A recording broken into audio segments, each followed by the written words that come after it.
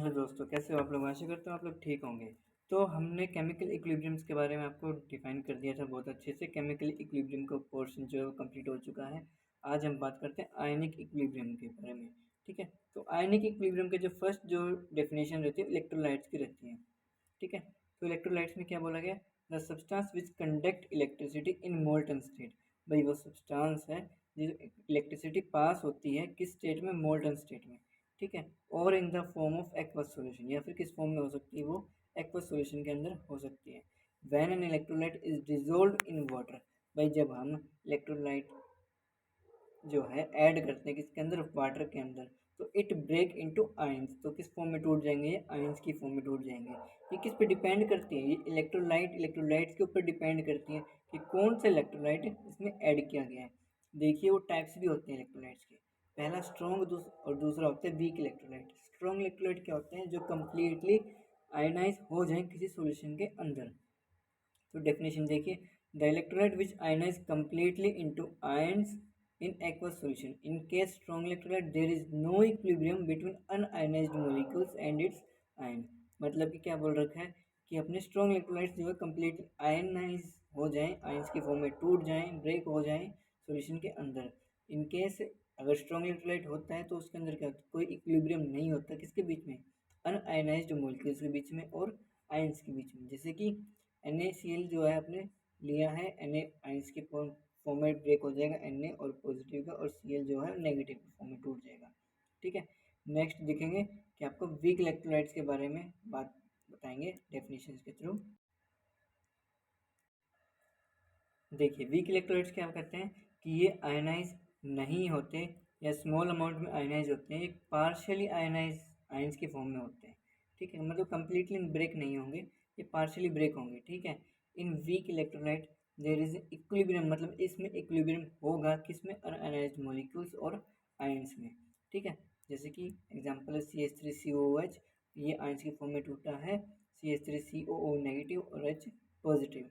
आगे देखिए ionic equilibrium की डेफिनेशन क्या रही फिर, strong electrolyte ionize completely, however weak electrolyte ionize partially.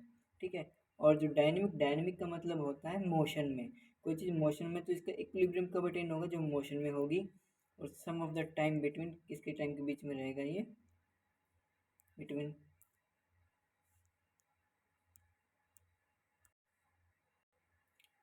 The ions and un-ionised molecules के बीच में। ठीक है, तो ये अपने रिएक्शन है, ये रिवर्सिबल रिएक्शन। रिवर्सिबल का मतलब ये होता है कि जो फॉरवर्ड के साथ साथ बैकवर्ड भी हो जाए कुछ समय बाद।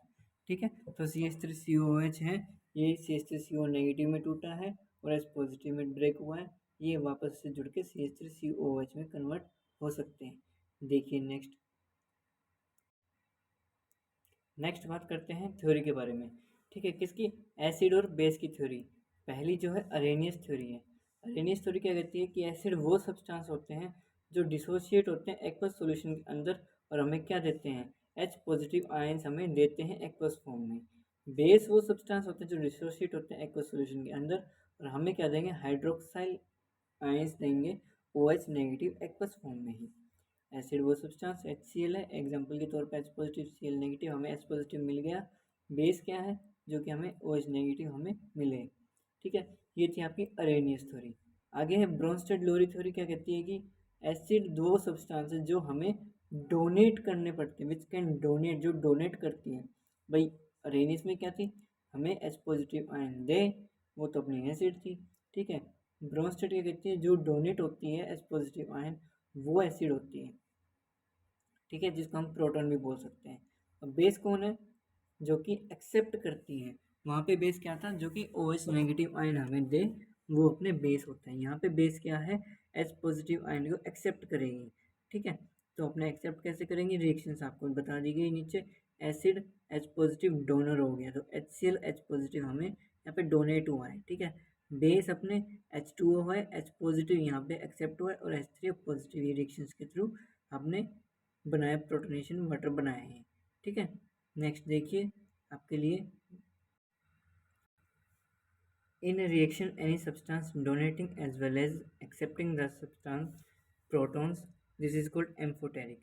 एम्फोटेरिक क्या हो गए कि किसी भी रिएक्शंस में कोई सब्सटेंस है डोनेट करता है और एक्सेप्ट करता है प्रोटॉन को, मतलब प्रोटॉन डोनेट भी कर रहा है, एक्सेप्ट भी कर रहा है। तो कौन से हो गए वो? एम्फोटेरिक सब्सटेंस हो गए।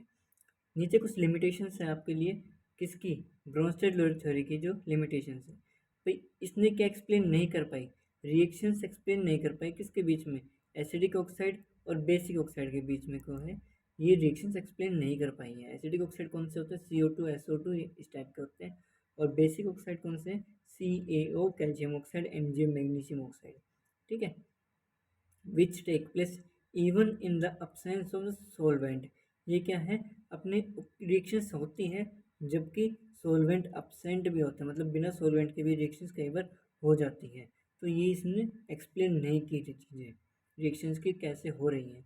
नेक्स्ट है कि अपने जो BF3 AlCl3 and so on, इस टाइप की और भी काफ़ी कंपाउंड्स हैं जो बिहेव करते हैं एसिड की तरह, लेकिन इनके पास कोई प्रोटॉन नहीं है डोनेट करने के लिए। ठीक है, कहाँ पे है? BF3 के पास तो है ही नहीं, AlCl3 के पास भी नहीं है। तो ये प्रोटॉन की तरह, प्रोटॉन तो है नहीं, लेकिन ये बिहेव कैसे करेंगे? एसिड की तरह बिहेव करेंगे। तो यही चीज़ इसने एक्सप्लेन नहीं की थी, ये एक्सप्लेन नहीं कर पाया था कि बिहेव कैसे कर रहा है। ठीक है, नेक्स्ट देखिए, यही थे आपके लिमिटेशंस जो कि ब्रोंस्टेड लोरेट थ्योरी की थी। वो तो आज आपने पढ़ा है अरेनियस थ्योरी के बारे में, ब्रोंस्टेड लोरेट थ्योरी के बारे में और इलेक्ट्रोलाइट्स के बारे में पढ़ा है। ठीक है, तो आज के लिए इतना काफ़ी है। अगर आपको ये वीडियो अच्छी लगी हो तो वीडियो को लाइक करें, चैनल को शेयर करें ज़्यादा से ज़्यादा, ताकि हेल्पफुल पर्सन को ये वीडियो पहुंच जाए।